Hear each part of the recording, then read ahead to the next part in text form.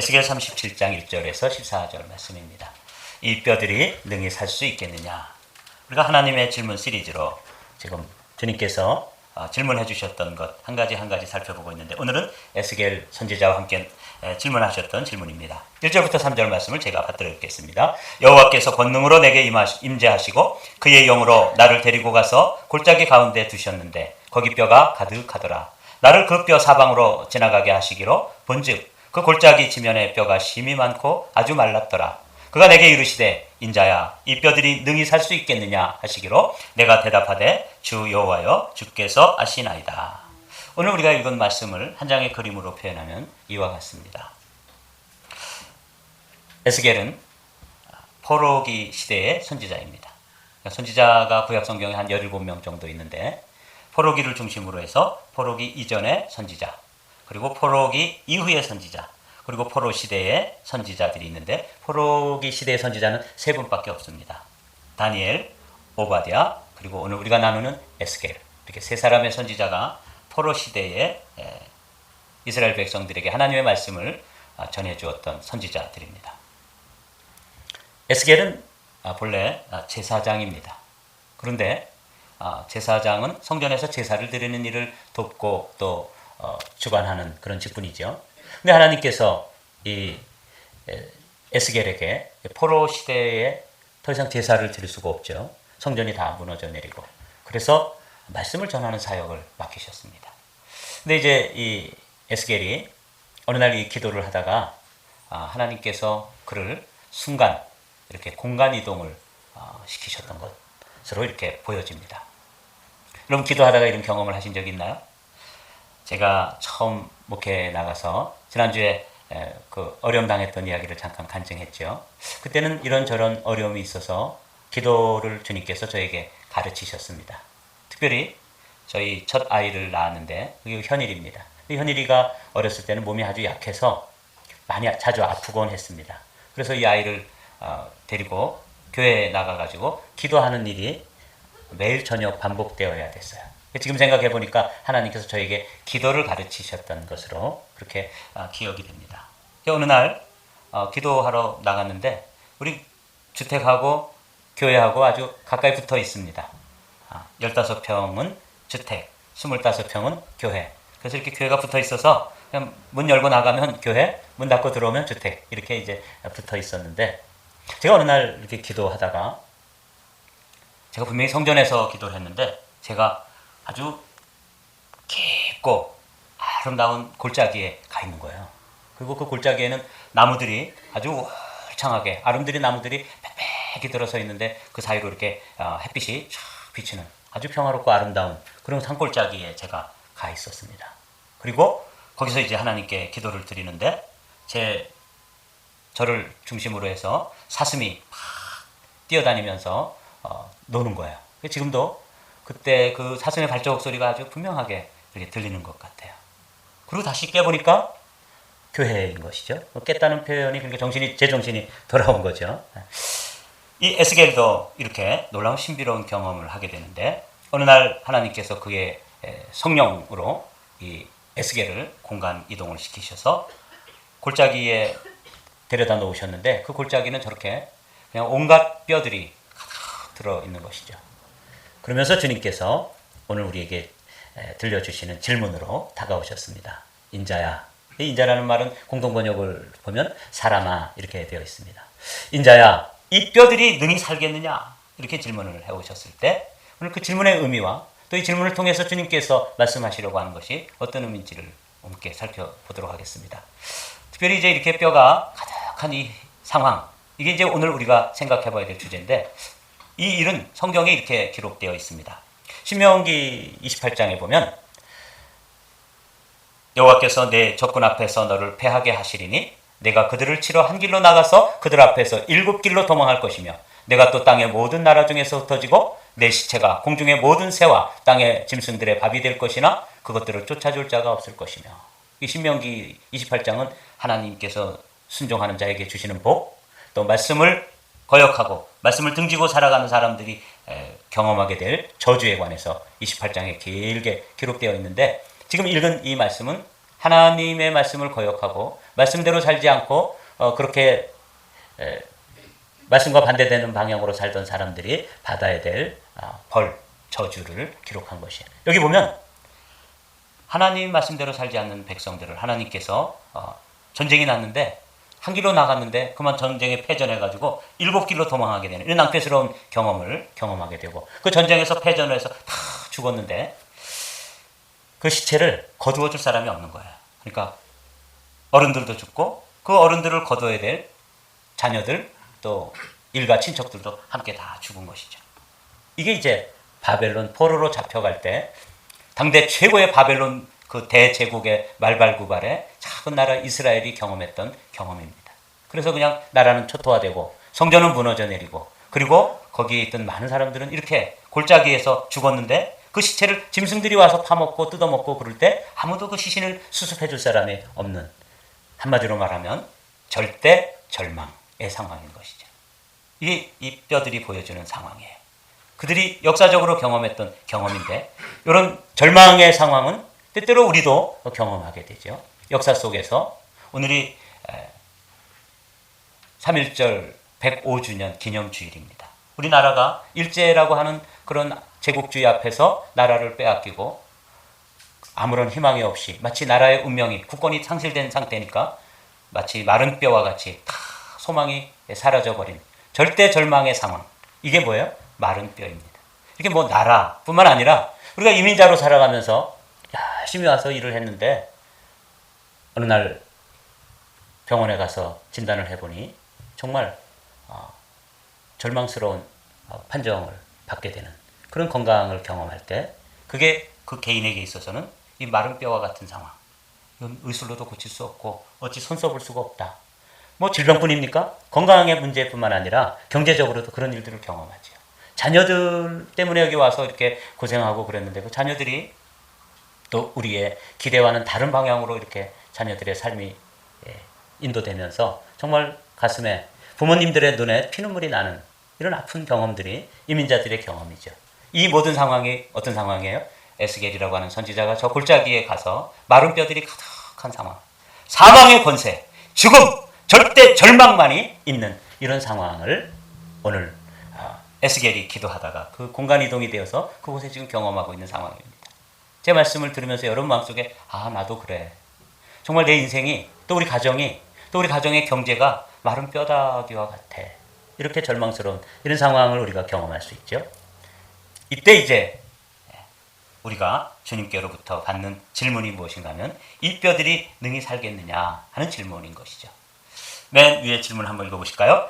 이 뼈들이 능히 살 수 있겠느냐. 그렇습니다. 그가 내게 이르시되 인자야 이 뼈들이 능히 살 수 있겠느냐 하시기로 내가 대답하되 주 여호와여 주께서 아시나이다. 그러니까 에스겔이라고 하는 선지자가 당시에 자신들이 역사적으로 처해 있던 그런 정황, 이제 포로로 잡혀와가지고 더 이상 아무런 희망도 없고 그 그발강가에서 아마 그 유대인들의 정착촌이 있었겠죠. 거기서 하루하루 그냥 먹고 사는 자신들의 그 형편이 이 마른 뼈와 같았다는 거죠. 소망이 없는 거야. 희망이 안 보이는 거죠. 절망만 있는 것이고 죽음만 그들을 기다리고 있는데 그때 찾아오셔서 인자야 이 뼈들이 능히 살아날 수 있겠느냐 하는 질문은 그 절망 가운데 있는 에스겔에게 그리고 그 시대를 향하여서 하나님께서 소망을 주시려고 하는 놀라운 질문입니다. 요즘 우리나라에 이제 건국전쟁이라고 하는 다큐멘터리 영화가 아주 흥행을 이루었어요. 보통 다큐멘터리 영화는 아주 많이 보아야 한 10,000번 정도, 10,000명 정도 이렇게 동원되고 그러면 아주 성공작이라고 그래요. 그런데 이번에 건국전쟁은 한 100만 명을 지금 바라보고 있잖아요. 그것도 넘어설 것 같다. 이렇게 하면서 아주 놀라운 일들이 지금 일어나고 있는데 우리 교회에서도 건국전쟁 티켓을 샀습니다. 16장을 구입했는데 아직 7장이 남았어요. 선착순으로 식사하실 때라도 화요일 2시에 표를 이렇게 예매를 해놨는데 여러분들이 참여하셔서 함께 관람하시고 단체로 관람하시고 여러분들이 한번 역사를 함께 돌아보시기를 바랍니다. 우리 교회에서는 토요일에 한국교회사를 제가 역사 전공은 아니지만 강의한 적이 있어요. 그래서 매주 토요일마다 세계 교회사, 또 부흥의 역사, 그리고 한국 교회사 하다가 이승만에 관해서 제가 말씀을 나눈 적이 있어요. 한 10번에 걸쳐서 강의를 하면서 제가 많이 배웠습니다. 우리나라에서 우리나라 역사 가운데 가장 우리나라 역사에 귀한 일을 했다, 이렇게 평가되어지는 인물을 두 사람 뽑으라 그러면, 한 사람은 세종대왕, 한글을 만드신 거죠. 또 한 사람은 건국 대통령 이승만이라고 하는 인물을 우리나라에 주신 일이 그렇게 감사하고 또 귀한 인물입니다. 그러나 역사적으로 보면 이 이승만이라고 하는 인물처럼 평가가 절하되어지고 완전히 다른 아주 나쁜 사람으로 이렇게 평가되어지는 인물도 없다. 근데 이제 이 이승만이라고 하는 인물이 구한말에 원래는 기독교인이 아니었습니다. 그런데 이제 배제학당이라고 하는 그 학교에 입학해서 아마 이분이 천재 중에 천재였던 것 같아요. 6개월 만에 영어를 마스터해가지고 영어 강의를 했다 그러니까 상상도 할 수 없는 일이죠. 그리고 또 졸업할 때는 영어로 졸업사를 했다 그래요.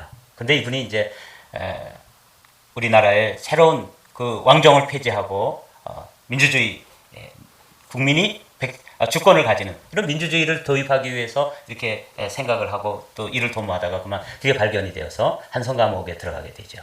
그때 이제 그 선교사들이 책도 넣어주고 가서 또 예수님을 알도록 성경도 넣어주고 그럴 때 그가 그 감옥에서, 한성 감옥에서 예수 그리스도를 만납니다. 그가 예수 그리스도를 만나고 처음으로 했던 기도가 바로 이런 기도입니다. 하나님, 내 영혼을 당신께 맡기나이다. 하나님, 우리나라와 민족을 당신께 맡기나이다. 나라와 민족을, 마치 당시의 상황이, 우리나라의 상황이 에스겔 골짜기에, 에스겔 선지자가 보았던 그 골짜기에 뼈들이 그냥 가득했던 것처럼 절대 절망의 상황에서 예수 그리스도 안에서 희망을 보았습니다. 그래서 나에게 기회가 주어진다면 기독교 입국론, 기독교의 정신으로 나라를 한번 세우겠다. 그 감옥에서 사형 판결을 받은 그 젊은이가 그런 꿈을 꾸었던 것이 이 기도 가운데 들어있죠. 근데 그가 마지막으로 90세에 그의 삶을 마감할 때 그가 이런 기도를 했습니다. 1965년 7월에 있었던 기도예요. 제가 5살 때입니다. 그때 그가 하와이에서 그의 삶을 마감하면서 이런 기도를 하였습니다. 이제 저의 천명이 다하여 가매 아버지께서 저에게 주신 사명을 감당치 못하겠나이다. 몸과 마음이 너무 늙어버렸습니다. 바라옵건대 우리 민족의 앞날에 주님의 은총과 축복이 함께 하시옵소서. 우리 민족을 오직 주님께 맡기고 가겠나이다. 우리 민족이 굳세게 서서 다시는 종의 멍에를 매지 않도록 하여 주시옵소서. 이게 그의 마지막 임종 기도라고 되어 있었습니다. 놀라운 일이죠. 그는 처음 예수님을 만나서 자신의 영혼과 나라를 하나님께 맡기고 그가 이제 90이 되어서 이 세상의 삶을 마감하는 그 순간에 또 이런 기도를 하고 떠났던, 정말 나라를 사랑했던 인물입니다. 제가 왜 오늘 이런 말씀을 드리냐면, 우리가 이런 이제 앞으로 우리나라에 그것도 총선이 있는데 이때 여러분 나라를 위해서 꼭 기도해 주십시오.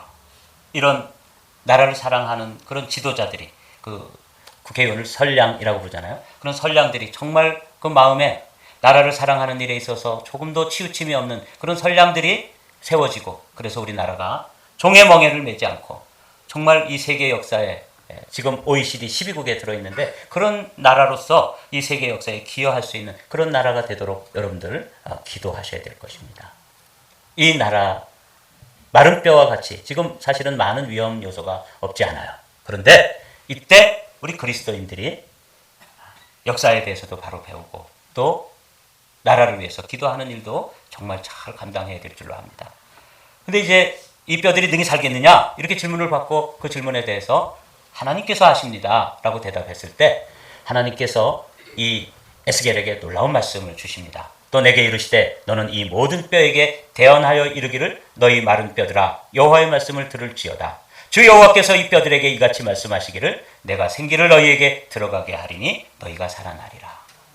여기에 중요한 말씀이 이 대언이라는 말씀이에요. 말씀으로, 그러니까 하나님께서 직접 뼈들에게 말씀하시지 않고 선지자 에스겔을 통해서 말씀하고 있다는 사실을 여러분 기억해 두십시오. 이 에스겔이라고 하는 선지자가 원래는 제사장이었었는데 부름을 받던 장면이 에스겔서 1장에 나와 있습니다. 잠깐 살펴보면 이렇습니다. 30째 해 넷째 달 초다새에 내가 그발 강가에 사로잡힌 자 중에 있을 때에 하늘이 열리며 하나님의 모습이 내게 보이니 여호야긴 왕이 사로잡힌 지 5년 그 달 초다새라. 이제 자신이 처해 있던 역사적인 정황을 이야기해 주는 거죠. 갈대아 땅 그발 강가에서, 그러니까 이분은 이제 포로기 시대의 선지자라고 말씀드렸죠. 여호와의 말씀이 부시의 아들 제사장 나 에스겔에게 특별히 임하고 여호와의 권능이 내 위에 있으니라. 여기 우리가 아주 놀라운 말씀이 어떤 말씀인가 하면 하늘이 열렸다 하는 말씀이에요. 여러분 이런 말씀은 여러분들이 마음에 이렇게 여러분들의 것으로 취하여서 여러분들의 기도 제목으로 삼으셔야 합니다. 포로로 잡혀갔던 제사장 출신의 에스겔에게 그가 선지자로서 사역이 시작되면서 첫 번째로 일어난 경험이 뭐냐면 하늘이 열렸다 하는 경험입니다. 우리 한마음교회 성도들이 어떤 일을 하든지 무슨 일을 감당하든지 먼저 우리가 신앙생활하는데 제일 먼저 되어져야 될 경험이 어떤 거냐면 하늘이 열리는 경험입니다. 우리 한마음교회 성도들에게 이 하늘이 열리는 은혜와 복이 있게 되시기를 주님의 이름으로 축복합니다. 거꾸로 하늘이 닫혀있는 사람이 있어요. 신앙생활을 하는 척하고 열심히 이렇게 하는데 하늘이 닫아져 있으면 아무런 일들도 일어나지 않습니다. 목회도 마찬가지인 거죠. 이 에스겔이 제사장 출신이었는데 이 그림을 보면 이게 얼마나 놀라운 일들이 벌어졌는지를 알 수 있는 그림입니다. 포로기 이전에, 포로로 잡혀오기 이전에는 이스라엘 사람들의 신앙생활이 어떤 거냐면 성전 중심, 그리고 성전에서 제사를 드리는 일이 중심이었습니다. 그런데 에스겔처럼 포로로 잡혀온 후에 에스겔은 더 이상 성전에서 제사 드리는 일을 봉사할 수가 없었습니다. 성전도 없고 제사 드리는 일도 할 수가 없었기 때문이죠. 그런데 그에게 하늘이 열리면서 새로운 시대가 열리는데 그 시대를 뭐라고 그러냐면 회당 중심의 신앙생활을 하는 거예요. 이 회당에서 그들은 토라, 하나님의 말씀을 가르치기 시작했습니다. 이게 아주 중요한 전환점입니다. 이스라엘 나라가 다 망해가지고 이제 아무것도 없는 나라가 됐는데 그들에게 있는 것이 딱 하나 있었는데 그게 뭐예요? 말씀이었습니다. 여러분 이게 중요한 것이죠. 그래서 이스라엘 사람들은 지금도 세계 각처에 흩어져 가지고 제사를 드리지 않고 그들은 뭘 하고 있어요? 말씀을 가르치고 있습니다. 이 말씀 속에서 하나님을 만나게 해주고 이 말씀 가운데 역사를 가르치고 이 말씀 가운데 정체성을 가르친 거예요. 이게 유대인들의 위대한 점입니다. 그 일의 중심에 누가 서 있었던 거예요? 에스겔이 서 있던 거죠. 근데 에스겔이 처음 받았던 그 경험이 뭐냐면 하늘이 열렸다. 그리고 말씀이 임하였고 그 말씀을 들은 말씀을 전하는 거예요. 그 일이 지금 수천 년 동안 진행되어지면서 이스라엘 사람들이 나라가 없이 흩어져 있어도 그들이 자신들의 그 유대인으로서의 정체성, 자신들이 가지고 있던 신앙, 하나님, 그리고 자신들의 역사를 잃지 않은 거예요. 이게 회당입니다. 그럴 때 오늘 말씀이 뭐냐면 이 모든 뼈에게 태어나라. 이게 오늘 핵심입니다. 사랑하는 성도 여러분, 여러분들의 상황이 어찌되었건 여러분들의 상황이 절대 절망의 상황이라 할지라도 그 상황이 아까 우리가 살펴본 것처럼 마른 뼈들이 가득한 골짜기에 나 홀로 서 있어서 거기에 아무런 희망이 보이지 않는 상황에도 아주 중요한 게 뭐라고요? 말씀, 하나님의 말씀으로 거기에 대언하고 명령하고 선포하면 거기에 하나님의 역사가 일어나더라고요. 우리 한마음교회에서도 이 말씀이 살아있어야 되는 것이죠. 우리 한마음교회 성도들의 심령 가운데도 말씀이 살아있게 되시기를 주님의 이름으로 축복합니다. 그렇습니다. 그래서 성경 여러분 읽으라 그러고 또 성경 또 읽은 거 또 문제를 풀라 그러고 또 문제 풀으면 채점하고 또 여기서 강의하고 이렇게 하는 이유는 뭐냐면 대언해 주는 거예요. 에스겔이 그 절망적인 상황에서 그 절망적인 상황을 이겨내고 또 넘어설 수 있고 돌파해 나갈 수 있는 방법이 뭐냐면 대언, 하나님께 들은 말씀을 전해주는 것이죠. 이게 교회가 할 일인 것이죠. 교회가 이 살아있으면 희망이 있는 것입니다. 조금 더 읽어보도록 하죠. 그렇게 대언했을 때 너희 위에 힘줄을 두고 살을 입히고 가죽을 덮고 너희 속에 생기를 넣으리니 너희가 살아나리라. 할렐루야. 살아나는 역사들이 지금 절망적인 상황, 절대 사망의 권세가 지배하고 있는 그 상황에서 마른 뼈들이 살아날 것이다 라고 말씀하시는 것이죠. 또 내가 여호와인 줄 너희가 알리라 하셨다라. 이에 내가 명령을 따라 대언하니 대언할 때에 다 같이 읽어보실까요? 소리가 나고 움직이며 이 뼈 저 뼈가 들어맞아 뼈들이 서로 연결되더라. 에스겔이 그 골짜기에 들어섰을 때는 골짜기 전체가 고요한 것이죠. 절대 정막이 흐르고 있었습니다. 그런데 거기에 말씀으로 뼈들아 살아나라 라고 대언했을 때 처음으로 보여주는 현상이 뭐냐면 소리가 났다는 거예요. 뭐가 났다고요? 소리. 이 소리가 생명입니다. 제가 요즘 우리 목사님 때문에 그 양로병원에 자주 가게 되는데 양로병원의 특징은 뭐냐면 조용하다는 거예요. 근데 만약에 제가 어느 초등학교 운동장에 가보거나 유치원을 방문하면 그 양로병원과는 다르게 거기는 뭐가 있어요? 소리가 있어요. 소리가 살아나는 거예요.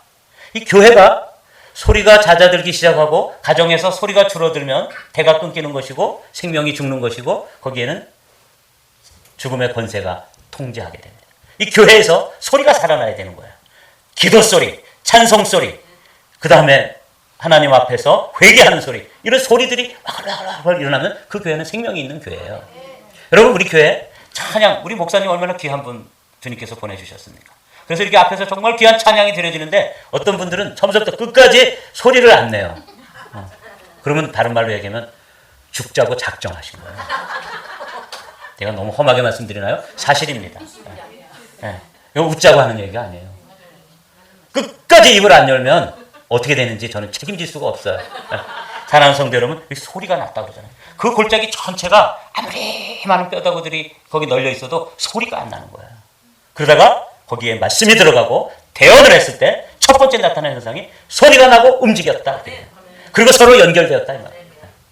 놀랍지 않습니까? 여러분의 가정에도 찬송 소리, 기도 소리, 회개 소리, 사랑하는 소리, 소리가 가득하게 되시기를 주님의 이름으로 축복합니다. 우리 한마음교회에서도 소리가 나가지고 이 소리가 밖으로 흘러 넘쳐서 이 LA 전체를 살려내야 되는 것이죠.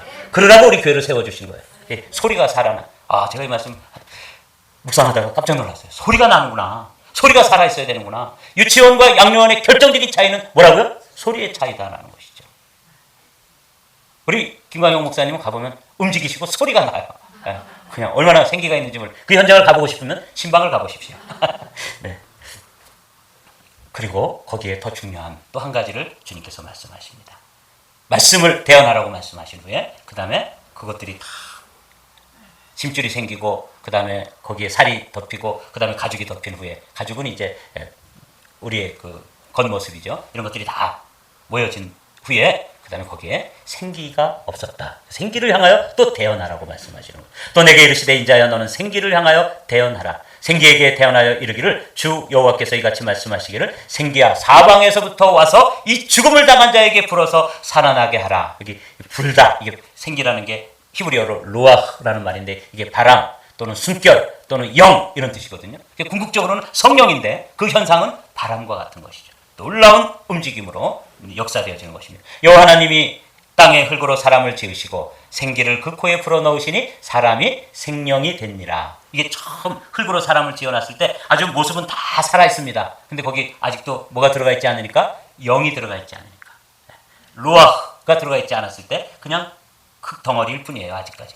근데 거기에 영이 들어갔을 때 살아 움직이고 소리가 나고 역사가 일어나는 것이죠. 우리 한마음교회도 마찬가지입니다. 말씀과 성령이 함께 가면서 놀라운 역사들이 일어나게 되는데 우리 한마음교회에 생기를 향하여 여러분 간구하고 또 주님께 사모하고 성령 하나님께서 우리 안에 마음껏 일하시도록 생기를 향하여서 간구하는 복된 성도들이 되시기를 주님의 이름으로 축복합니다. 여러분도 성령의 은혜와 능력으로 충만케 되어지는 은혜가 있기를 주님의 이름으로 축복합니다.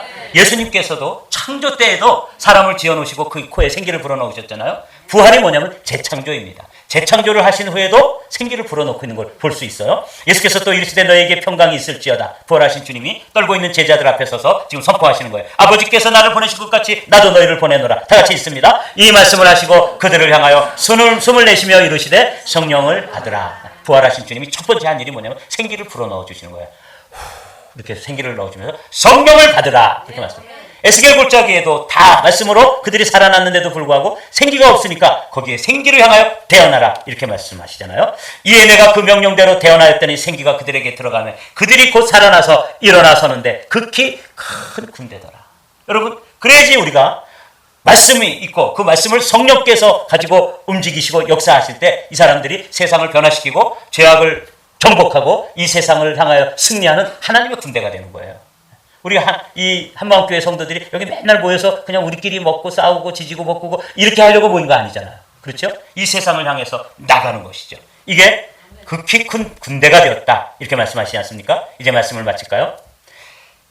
이렇게 말씀을 여기까지 들었는데 에스겔이 이게 도대체 무슨 뜻이야? 라고 의문을 가질 때 또 내게 이르시되 인자야 이 뼈들은 이스라엘 온 족속이라. 지금 보고 있는 이 뼈들, 이게 사실은 누구를 의미하는 거예요? 그 당시 포로로 잡혀가서 아무런 소망도 없고 절망 가운데 있는 그 절대 절망, 그 사망이 다스리고 있는 그곳에서 지금 주저앉아 있는 이스라엘 백성들이 바로 그거라는 거죠. 마치 우리나라가 일제강점기에 나라를 잃고 국권을 상실한 후에 아무런 소망도 없이 주저앉아 있을 때 선각자 이승만이라고 하는 사람을 통해서 기독교를 통해서 이 나라를 세우면 되겠구나 하는 꿈을 꾸게 하시는 것처럼, 그게 우리나라 민족이었고 이스라엘 민족이었고, 또 개인적으로 하면 여러분은 얼마나 큰 어려움을 당하고 있습니까? 어떤 분은 큰 의사한테 가서 큰 중병이라고 판정을 받은 그런 분도 있을 거고, 또 경제적으로 파산이 되어서 지금 어찌할 바를 모르고 마음 아파하는 그런 이들도 있고, 인간관계 속에서 이 뼈들을 경험하고 있는 그런 절대 절망을 경험하고 있는 그런 상황이 우리의 상황 아닙니까? 우리의 자녀들이 그 뼈와 같다고 한다는, 그때 주님께서는 우리에게 찾아오셔서 뭐라고 말씀하셔요? 이 뼈들이 능히 살겠느냐? 이렇게 질문하시잖아요. 주님께서 아십니다 라고 말씀드렸더니 뭐라고 말씀하시는 거예요? 그 상황, 그 형편, 그 환경 가운데 말씀을 공급하고 생기를 공급하면 살아난다 그 말이에요. 여러분, 지금 상황이 절망스럽습니까? 어렵습니까? 이제는 말씀을 붙잡을 때입니다. 이제는 성령께 의지할 때입니다. 생기가 여러분들의 그 지금 절망적인 상황에 불어오면서 우리와 우리의 환경이 이 큰 군대, 여호와의 큰 군대가 일어났던 것처럼 이런 놀라운 부활의 역사들이 우리 가운데 넘치게 되시기를 주님의 이름으로 축복합니다. 이 경험이 에스겔의 경험뿐만 아니라 이승만이라고 하는 한 선각자의 경험일 뿐만 아니라 우리 한 사람 한 사람의 경험이 되시기를 주님의 이름으로 축복합니다.